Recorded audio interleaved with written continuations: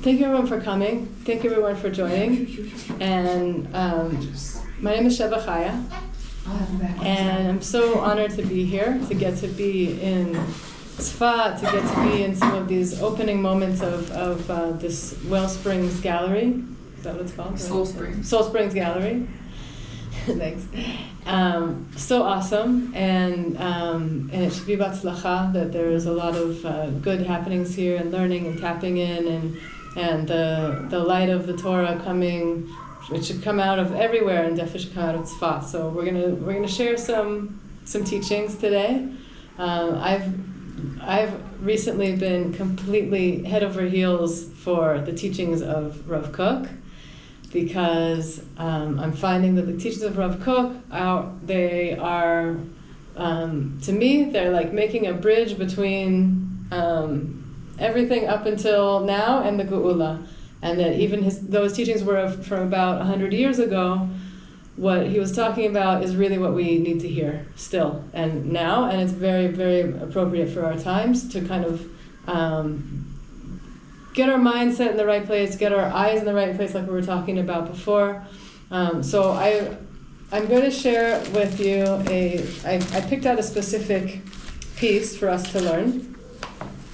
And this is coming from the book that I'm working off of is The Spiritual Revolution of Rev Kook.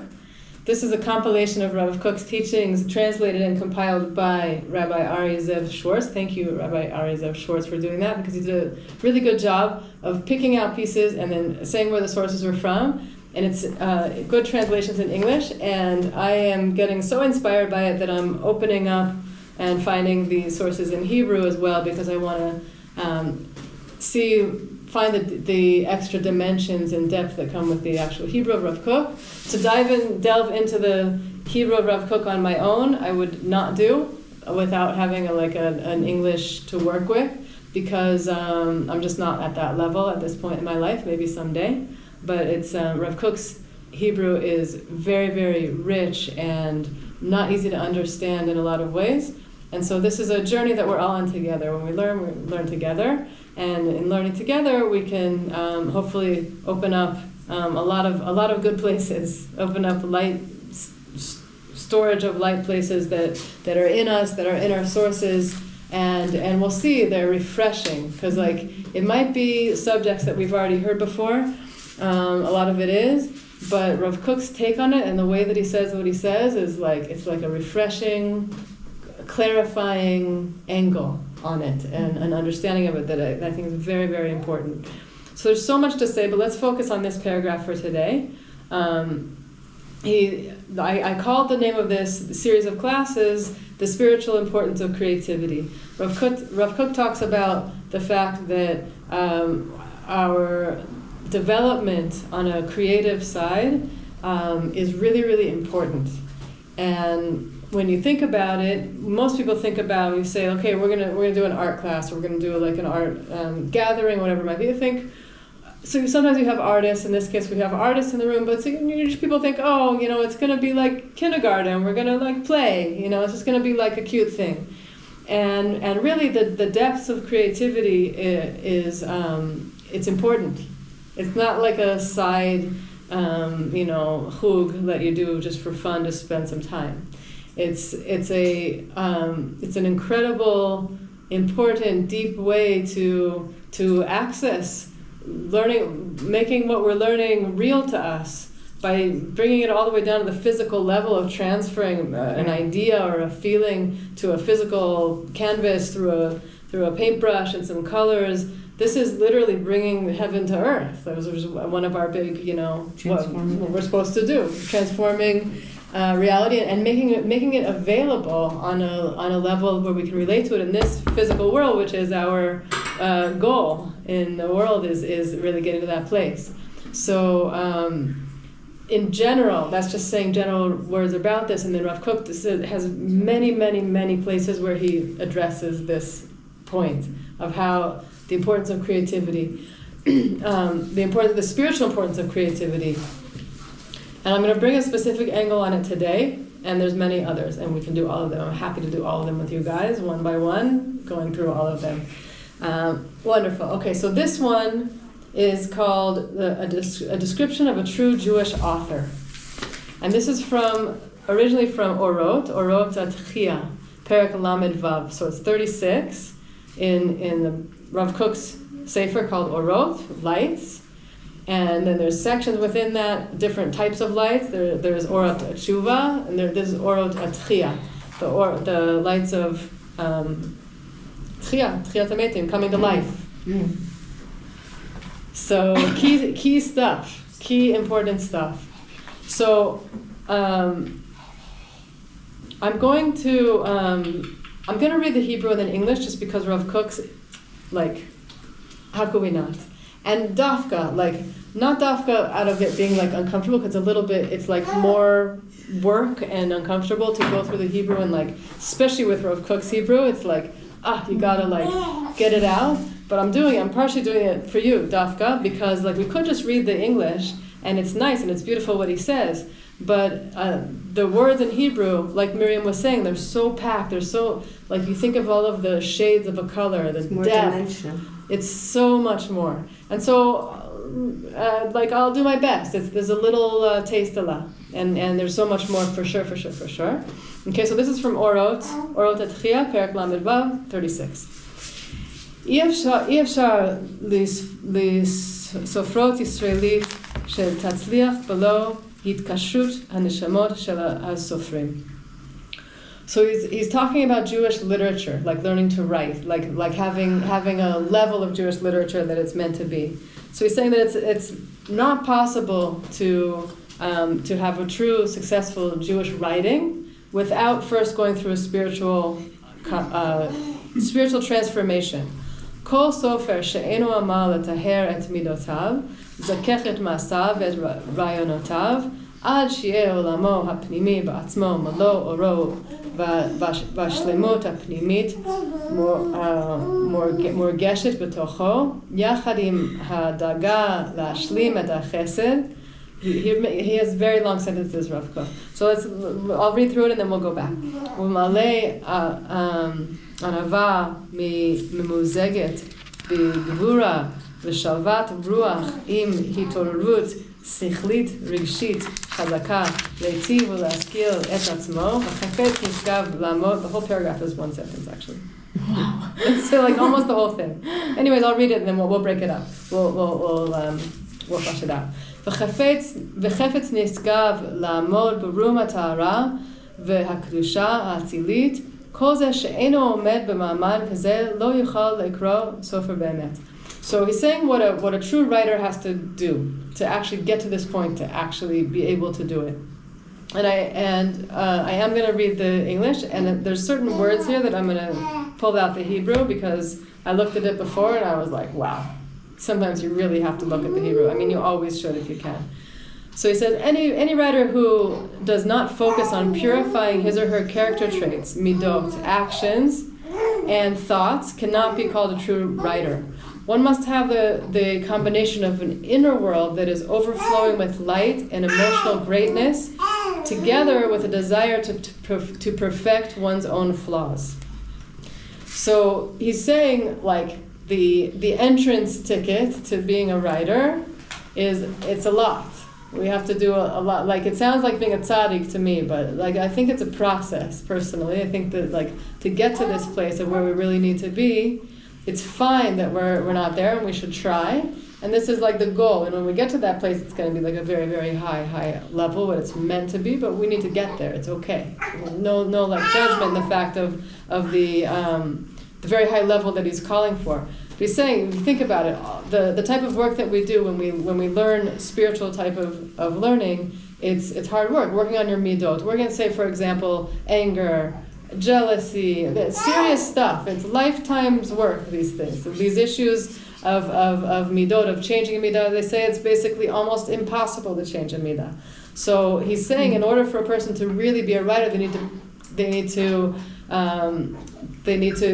get to the level where their midot are on a totally high level, that they've overcome all of these things, and not just midot, also their actions, also their thoughts, right? So we have the levushim, we have all of the layers and levels, right? So a person's thoughts and actions and words are levels of their expression of where they're holding on the inside. And he's basically saying for a writer to really be what we're really meant to be on this high level of the pure light coming through from an inspired Jewish author, literature, that all these realms need to be clean and clear. Okay, so don't worry, it's good, because he's gonna give a tip of how to get there. That this is part of the key of why I wanted to share this. It's just so good. And he's saying it's a combination of an inner world that's overflowing with light and emotional greatness together with a desire to perfect one's own flaws. We have to be very inspired. Like a writer has to bring together.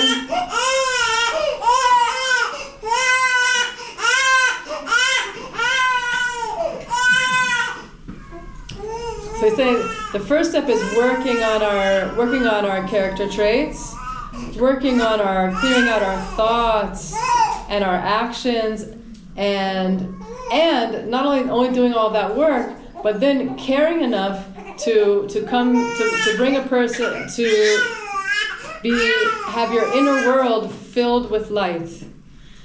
Okay, so this is part of what we were talking about before. We're doing like a little learning, and we were talking there about Ein Tova, about this, which is a certain way to clear your inner world and be coming from a place of this clear place that Rev Kook is talking about.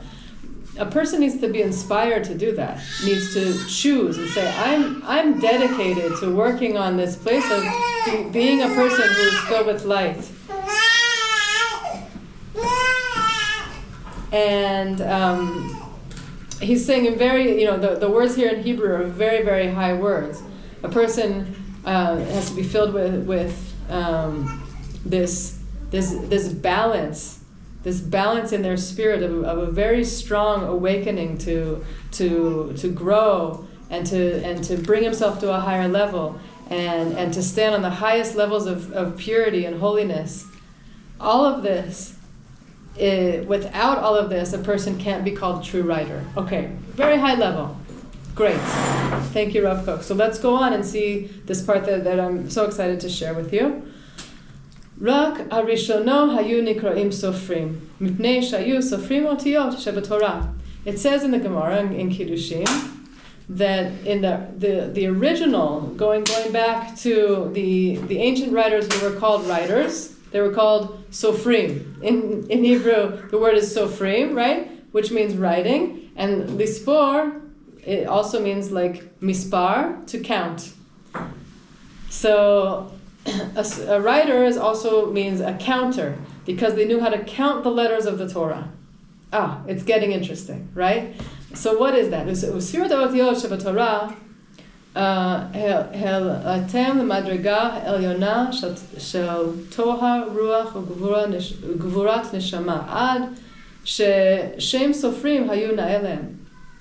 By counting the letters of the Torah, they were transformed into people who synthesized a humble spirit with self-confidence, and thus deserve the title of writer.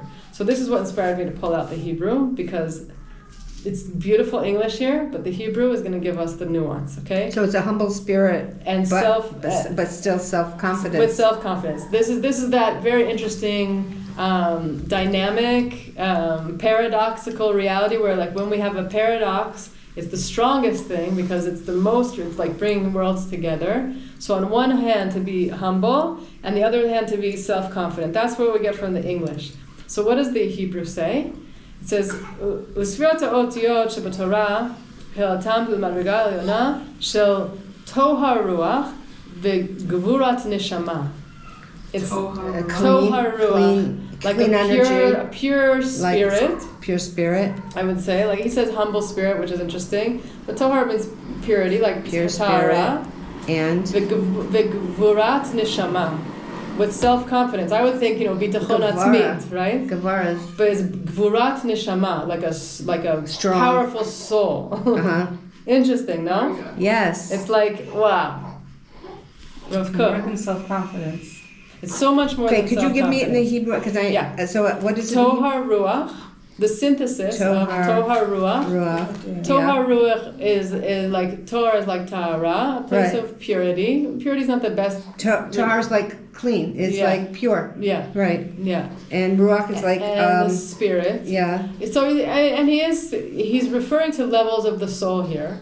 Right. So he said first is Ruach and then it's Neshama. But it's Neshama. I'm sure there's like so many layers here, like, definitely. Gevurat Neshama. Tor HaRuach, Gevurat Neshama, which is, it's such an interesting combination of things that Rev Kook is calling on us to develop to be able to write. This is the bottom line, is that he, in this section and what we're talking about, he's giving us the inspiration, the groundwork, the foundation to be able to be real writers. And it's a very interesting paradoxical reality of what he's giving us. On one hand, this purity, humility, a spirit that's like clear, that's not dirtied, that's flowing, like the opposite of tahor is tameh. Something that's tameh is like tahor, the light is flowing through it. It's clear, like you said. And tameh is like it's blocked. So the light is always trying to come, but so tahor ruach, meaning like a clear channel. And the gevurat neshama. Gevurat neshama to me sounds like,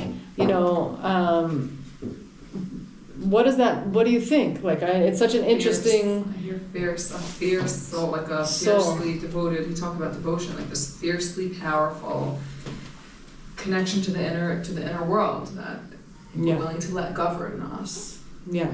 Wow. Beautiful. So, without getting into a whole Kabbalah class, because that's not what this is.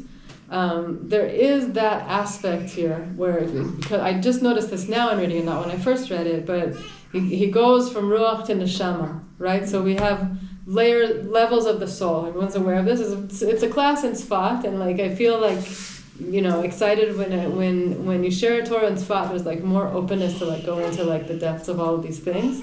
So here we are, we're doing it here from the Soulsprings gallery. And so the 5 levels of the soul, the lowest, each level of the soul corresponds to, there's many ways to understand it when we literally can pull out a whole chart and understand it on many levels. But just to touch on it here a little bit, because it sounds like he's giving us levels like going up a step, because he's starting with Ruach and going to Neshama. So the lowest level of the soul is the nefesh. That's the blood, it's the physical side of things, and the ruach is the spirit, and the neshama is the 3 lower levels of the soul are the aspects of our soul that appear in our day in day out in the world, and then the higher levels of the soul, chaya and yechida, they're beyond us. They're like in a higher realm. So without getting into it more than that, I think it's just such a beautiful thing that he's saying that we're the step of purifying, like he says before here, the soul needs to go through a spiritual transformation in order to be a writer. You think about this, like with the best writers, it got me thinking reading this. The best writers that I know, they really are that kind of person, that they really like soul search, and they try to clear out, and they try to become like a channel for it to come through, the words to come through. And he says it's not just like, okay, I'm into having mind-blowing experiences and going to higher and higher levels. He's saying that this purity factor is actually the first step, purifying character traits, purifying our thoughts, purifying our actions. So this is really the first step for spiritual transformation. That's a very deep thing to be saying. And it's a very grounded spiritual thing to say.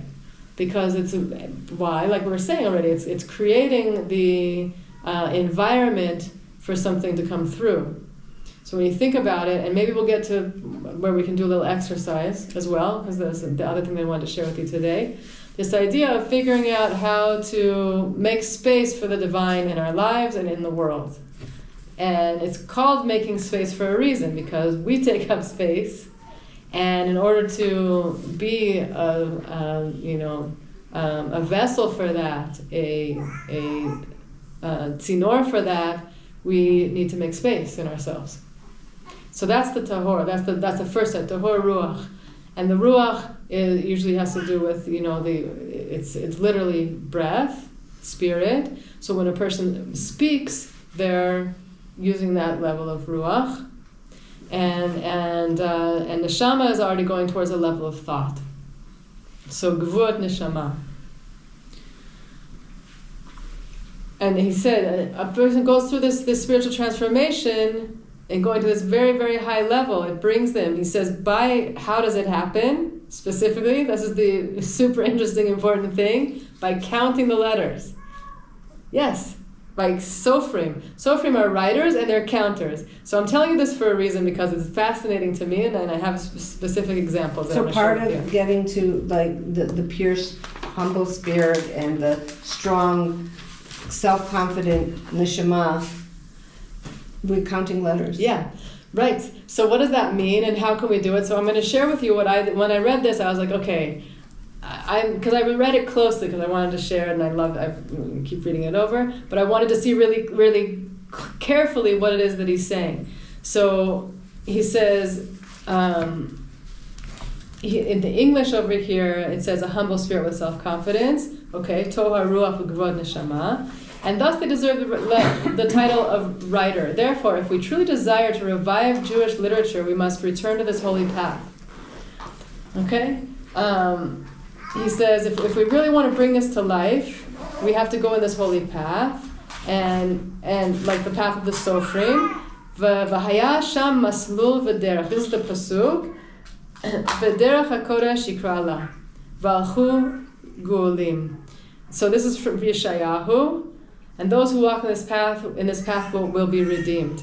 So, super interesting. Writers are counters. So what does that mean? Part of why this caught my attention is because my rabbi, Rav Shmuel, he counts a lot. Like when he shares Torah a lot, he asks, okay, how many times does this word come in Shachri? And he's like, I checked, I counted. And I thought, he's an interesting Rav because he likes to share Torahs in this way. But I'm seeing from this source, it's a very specific source from Rev Kook, who I know that, is sourcing from Rev Kook a lot, says that in order to really get to this level of clarity and purity and strength of soul, we have to count. So there's examples from Rav Shmuel that he shares all the time, but I didn't have any of them easily accessible in front of me to share with you one of his examples. So I thought, okay, I'm going to try this. So I'm going to share with you what I tried.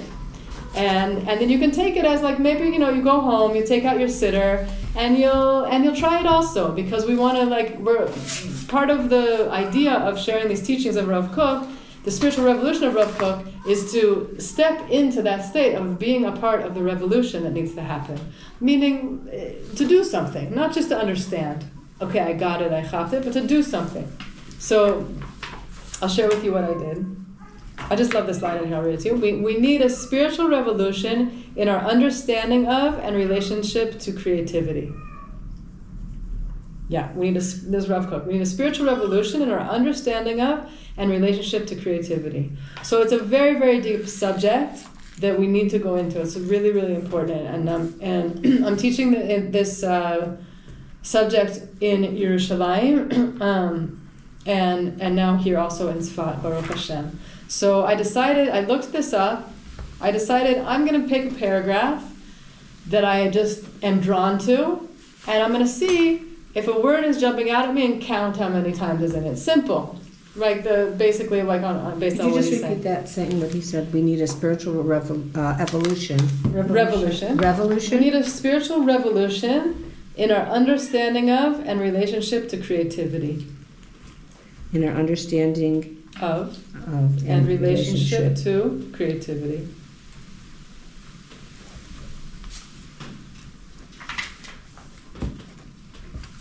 Yeah.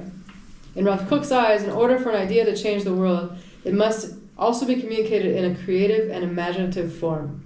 In other words, it must be both true and beautiful, intelligent and attractive. And thus, Rev Kook believed that in order to spread matters of the soul and affect change in the world, we must learn to appreciate the spiritual importance of creativity. Beautiful, attractive. He said that Mashiach will be a person of spectacular artistic genius. And these are Rev Kook's words here. I'll read a little bit more of this, and then I'll show you my example. I'll share with you my example that I tried. This is from Orot Tshuva. The beautiful and profound emotions of Tshuva, spiritual transformation, must be revealed through creative writing. This is in order that our revolutionary generation will understand Tshuva in the depths of their souls in a new and fresh way. A singer of Tshuva will rise up. This person will be a singer of life, a singer of revolution. Yes. Yes. So I didn't pull out Orot Tshuva. Again, I literally want to bring the Hebrew every time now, but I'm sure it's a beautiful translation too. Okay. Yalla. So I'm going to share with you what I found. I did this, I guess I did it on Shabbos, or I was at least thinking about Shabbos when I did it. So if I were to say tshuva must be revealed through creativity, is that equivalent, do you think? Is that expressing that idea? Or did he say writing and period? It's writing. No, it's not. It's so it's a good question because I don't think it's just writing. I think he uses writing as an example. I think writing is like there's different types of art and different types of expression because it's words and it's letters. So I do think it's like the pinnacle, and maybe song and music is above that, and you can use the words with the music, and then all the other expressions of art, they're still very important and strong and bring this through in us. But there's something more something when you're about bringing because an of the idea, letters. refining it, and letters as well. I mean, here we're talking about counting letters and words, and the word that you say, and the words were the building. They are the building blocks of creation, and machshavot yotzeret mitziyut, like our even our thoughts, even without saying words, but we think in words. Our thoughts create reality. It is Didn't the Hashem highest. create the world through speech? Yes, exactly. And with the letters, you build. If you go back to Sefer Yetzirah, it says they're the building blocks. It's like they're called little houses, one house and two houses, and put them together, and it's like talking about building words out of letters.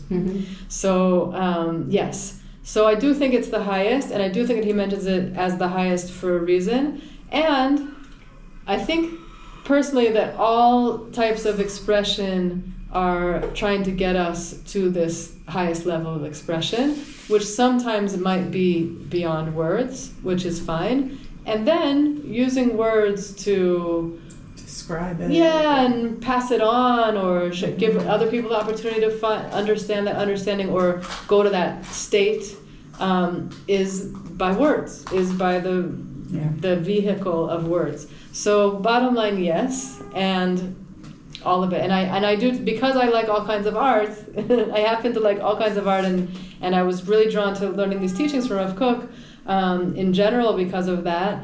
I do keep seeing him coming back to words, and it's not for no reason. Okay, awesome. So that's Musaf. I wanted Mincha. So I looked in Mincha of Shabbos. There's the paragraph in Shmona Esrei of Shabbos, which on Shabbos it's not Shmona Esrei, but it's Ata Echad, right? So I'm going to read it in Hebrew, and then I'm going to tell you my process, and I'm going to tell you the word that I found and how many times it's in the paragraph, okay? I just decided I'm going to try what Rev Kook said to count, because I want to go there, and he says this is the way. And it's kind of like, honestly, like I'm... over the years, I've done a lot of art. It's been a lot of years of doing a lot of art, and getting to a place of like having that experience of trying something new, like especially a creative something. Like say the first time that you painted, or with a different type of paint, a different type of material, there's an excitement and a curiosity about trying something that you're not used to, doing it in a little bit of a different way than what you're used to. And this was like that for me, like this way of reading, and like looking at reading from, I mean, first of all, it's usually a prayer, so I'm praying it, I'm not reading it. Already it's different to just read it, but then to then look and see which word is popping through, it's like a certain like, wow, it's like awakening, exciting. So the paragraph in Shmona Esrei that's like that special one of Mincha is Ata Echad v'Shimcha Echad u'Mika Amcha Yisrael Goy Echad ba'aretz. You are one, and your name is one. And who is like your people Israel? One nation in the land. Tiferet Gedula Vateret Yeshua Yom Menucha Kedusha La'amcha Natata. Tiferet Gedula, the great beauty, the tremendous beauty, a crown of salvation, a day of rest and holiness you gave to your people. Avram Yagel, Yitzchak Yiranen, Yaakov Anav Yinuchuvo. Avram was gleeful. I don't know, all the different types of joy. Avram was filled with joy. Yitzchak was filled with his type of joy, and Yaakov and his children rested on it. Menuchat ava undava, menuchat emet ve'emuna, menuchat shalom v'ashket v'vetach. This rest of love, a willful, like a volunteered, like coming inspired from the inside, a truthful rest, of a faithful rest, a rest of peace and quiet and security, a full rest, menuchat shlema shetarot seba, that you wanted. Yakiru v'nechav yedu ki me'id chahi menuchatam. Your children will come to know it and recognize it, that it's from you, this rest, their rest. And upon your rest, this rest that you gave your people, they will glorify, they will make holy your name. Okay, so quick, Hebrew to English, that paragraph. It's such a beautiful paragraph of Shabbos that is so unique. Ata echad, you're one. There's all this time we're trying to get towards unity. You get towards the end of Shabbos and we literally say to Hashem in Shmona Esrei, you are one and your name is one, which is we're waiting for the day that Hashem is one and His name is one, and we're saying it. It's wow, it's happening. It's now, Gewalt. So I thought, when I first started reading this, I'm looking for the word echad, going through I'm thinking, I had my idea. But then I read through a little bit, I just kind of stepped back a little bit and listened to myself reading it to hear what word was coming through more. Anybody want to guess what it was? Rest. Yeah, menucha. So I can start going through, okay, and I'll read them to you. The menuchas that we found in here. Yom menucha, kedusha lamcha natata, that's one. Guess how many are in the paragraph? 8. Good guess, not right.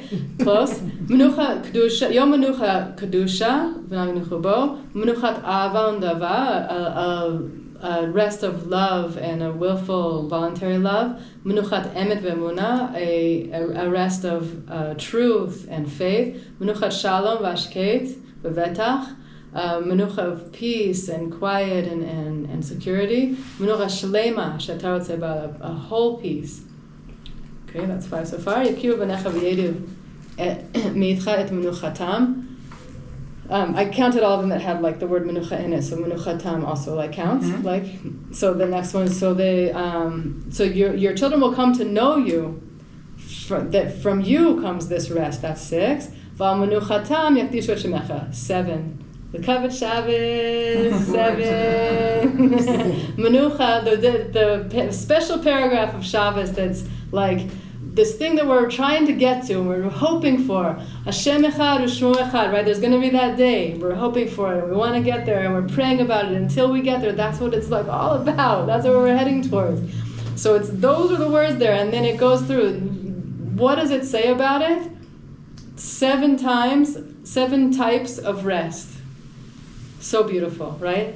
I don't even know what it means, honestly, to tell you the truth, but I got there through Rev Kook saying, bringing this, it's a source. It's Rev Kook explaining a source that we have, that in order for us to get to a place of clearing out the vessel, the passageways for our true expression to come through, not only do we need to work on our writing, which is the same word as working on our counting.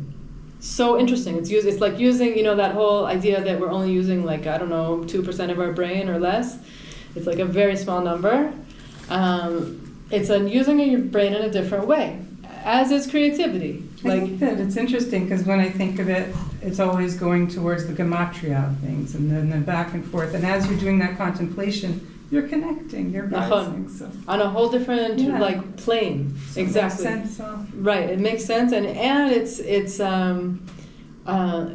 not such a common practice, Mhm. and so this is part of why it's a revolution. So the things that we're going to see as we continue learning this Sefer, it's literally one thing after the next. This is like exciting and amazing and interesting like this, where you see Rev Kook is saying things. It's not like these like far out things that you never heard the ideas or you never heard the concept, maybe a little bit here and there, but he's like putting it into place in such a way that it's you don't have to just call it making it normal, but making it center stage, that this is something to focus on. So here in Tzfat, we like these subjects of Kabbalah and Gematria, whatever, and people are into it in general.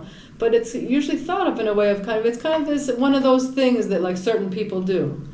But no, it's central. That's the thing. Like for us to come around, we're one person. Am Yisrael is one person. We're one bigger being, and there may be those people that are more expressive in this way and that. There are. We have this one that's part of the heart, that one that's part of the right hand, this one that's part of the eye. Everyone is a part of this bigger being of Am Yisrael, of who we are, and each of us has our own unique tasks and what it is that we have to bring, and we have the pitchon peh, the power is in words and expression, like you said, through focusing on this point of, in the end of the day, it's about words.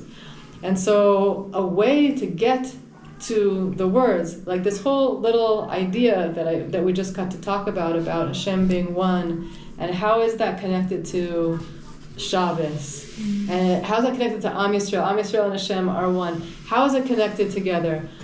Seems to be, from taking a minute to count, that there's a whole new understanding coming through. It's not necessarily a new concept, but there's like a new dagesh, like a new focus brought into the foreground, because you see that this place of oneness that we want to be available, revealed, known in the world. A big part of how we get there is by doing Shabbos, by resting on Shabbos, by there's all the things people think about Shabbos, like I can't, there's all kinds of rules. That's like another subject that I shared with us before we came in, of we this waking up to the beautiful levels of learning, as opposed to like, don't do this and you can't do that, you don't. Usually people think like all the rules of Judaism. Shabbos is I can't. Well, actually, what do we do on Shabbos? We rest. It's an active thing, resting. You think, rest means like I can't do anything, I need to just like, stay out of the world. But when I was reading this to you all here now, so I counted the word itself, menucha, and the root of it comes up 7 times. But a few times here, it's like menuchat ava undava. It's like 2 things, right? Menuchat emet ve'emuna. That's also 2 things. And then the next one is 3. So we could add in there 4 more and get to 11, which is also a good number, 7-11. Thank heaven. Thank heaven for Shabbos. So, but in any case, whatever the number is, we could definitely litbonana. The Chofetz Chaim said the ikar of getting to the geula is a hitbonanut. Anything that we taking a breath, thinking about it. So this is like another way of reading. It's like taking a breath and reading from a different dimension, different angle. And so why? Because packed in the different shades of color of the reality is in every single word that we say and every single thing that we do. But we don't just get it by just reading it quick, going through. So sit with it. Think about it. So sitting with a paragraph and thinking, wow, what word is popping out in this paragraph over and over again? Oh, menucha. Why would the word menucha be popping out in this paragraph of Shabbos? It makes sense that it's Shabbos, but it's the paragraph of mincha, which is like the unique thing about Shmona Esrei of mincha. That's the paragraph. Ata echad v'shem b'echad. The other ones are all like the other prayers. Like that's the unique one. There's no other place in Shabbos where we say this paragraph at all. The other ones, yes, Ata kadosh, and then after it, let's say na. It's like the package of the prayer. This is the unique prayer of mincha. So why? Mincha is also like menucha. Never thought of that before. So if we can include mincha and all of the words that we're counting next to the word menucha, here we got to 12. So that's already like a gevalt, because you can go to 12. But we'll leave that for now because we're finishing up. But the idea being that we should be blessed, and I like to pull together when we're learning and exploring these ideas to say Hiratzon at the end, because we have a great opportunity pulling out these ideas and sharing them and thinking about them. So maybe something's hitting us, and I'm happy if you guys want to share anything coming out for you. Well, I am thinking of something that's coming up for me is so the counting of the letters and the words is something that seems very essential and a conscious thing to do. Mm-hmm. But at the other, we also are not supposed to actually count Jews. Mm-hmm. So I'm wondering of the correlation that counting the letters, counting the words, and finding the meanings of all these words and these letters to deepen the understanding. I don't know if it has anything to do with counting Jews, but it's just... So, interesting idea. I'll tell you what I think, just what's coming to me, is that basically the way that I learned about this concept, like on the ground, tachlis-wise, we read what we read in Rev Kook, but it reminded me of what I see Rav Shmuel Eliyahu doing all the time, where he shares Torah. And how does he share Torah? Not all the time, but many times, many more times than I ever would have imagined. He says, how many times this word come up in Shachrit? And he tells people, go, or in a parak of Tehillim, there's this word. How many times does it come up? And he has people sit there and count. And I thought, okay, it's just an interesting thing that he likes to do. But no, you see, from this source, it's actually very sourced in the Gemara. Rev Kook explaining it from this level of Pnimiyut Torah, the deeper level of understanding that this level is giving us a way to understand things deeper. So what you're bringing, Bina, the idea of how we don't count Jews, right? Because the blessing doesn't sit on something that's counted or something like that, something that's limited. In that it's like limiting, as if we're limited, God forbid, and we're not limited, we're infinite. We have an infinite peace, chelek el kalimal, inside of each of us, and we don't want to, God forbid, limit that. So the correlation that I'm hearing you're saying is that, and every person, every single Jew is like a letter in the Torah.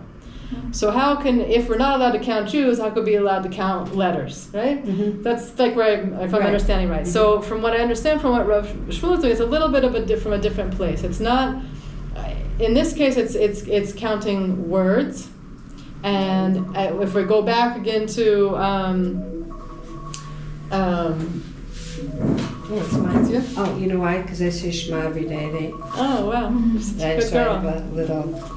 Because it's a worldwide thing. Once the when the war started. Wow. Yeah. Jews are so holy. Beautiful.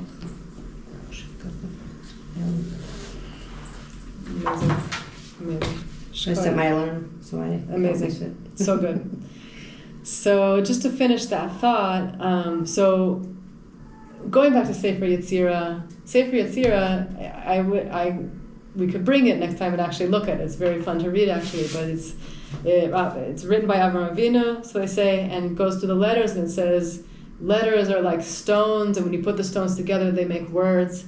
So in this case, and every time I've seen Rav Shmuel do this as well, he's counting words, not letters, but the letters make up the word. Mm-hmm. So a word is already a compilation of letters. So it's not like one. Even if you say that each letter is a Jew, it's not counting one Jew, it's a group. Mm-hmm. And the point of doing it is not to count to, it's to count to understand. It's a whole other angle. The counting is giving us, like you were saying before, read your name? Jacqueline. Was saying that in Gematria, right? So we have a tradition to look at the letters like Aleph is 1 and Bet is 2 and Yud is 10, and we can count up in a word what it adds up to. That's the gematria of a word. In this case, a different way of counting. It's counting the words. The counting he does say counting the letters in the original. Is that the baby? Yeah. Is it a cat? Sofrim, writers, but also means counters. They know how to count the letters of the Torah. Surah Ha'otiyot Sheba Torah. And he says by counting the letters. So it's an interesting question that you have. I also, maybe I could ask Rav Shmuel about it, but what's coming to me is that every time that I've seen this, like what I did, because I learned from seeing Rav Shmuel do it, is counting words. Mm-hmm. And it is counting letters. The words are made up of letters. And the concept of counting, I'm sure you could take it down to letters as well. It comes up a lot. Like Ano Bakoach is 42 words, I think. It's not letters. Or maybe it's 72 letters. But it's still counting. The counting of the letters or the counting of the words are something that gives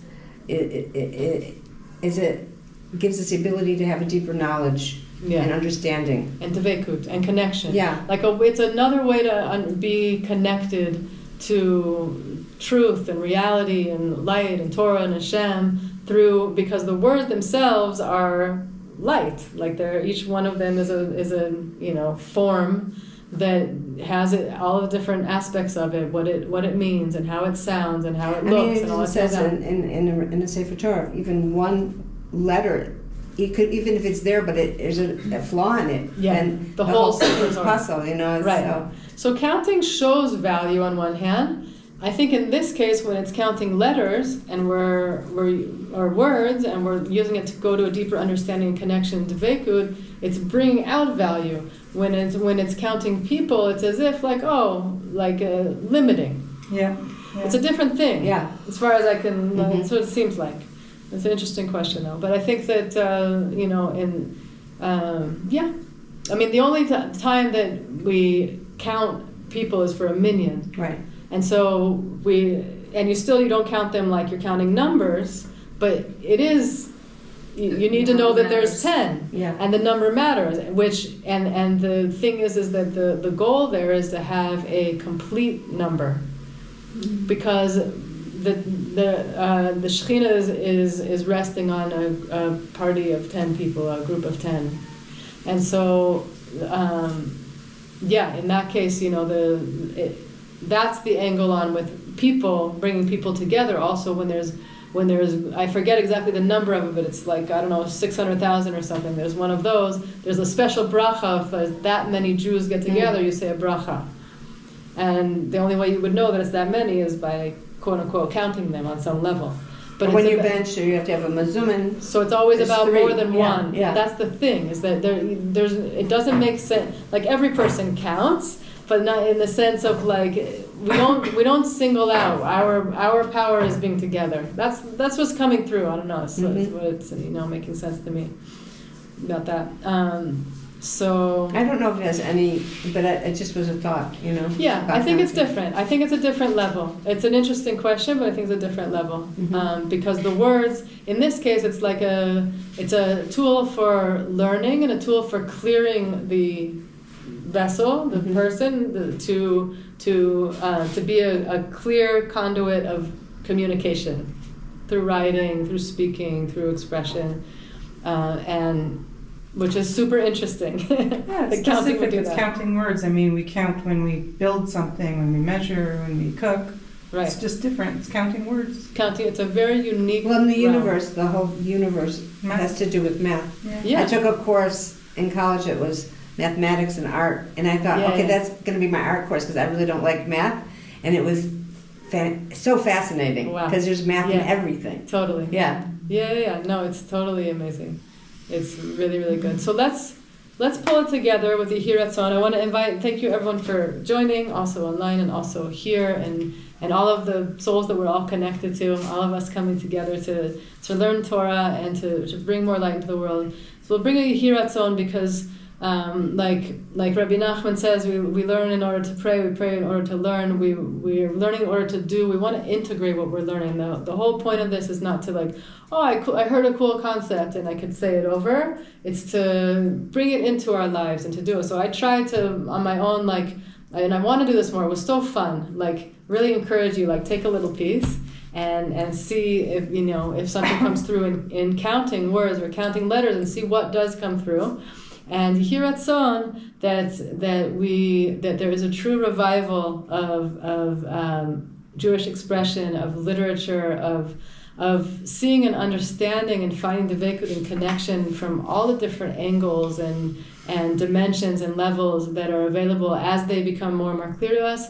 we should be brave and together and happy to delve into it and try it and do it and see what opens up for us. It should bring a lot of light to the world and light over darkness in this world. We should see the returning of our hostages, success of our soldiers. We should hear good news. Amen. And God willing, we'll do this again next week. Thank you guys so much. Amen. Thank you. Thank you. Thank you. Yashikar. Thanks, guys. Thank you. Bye.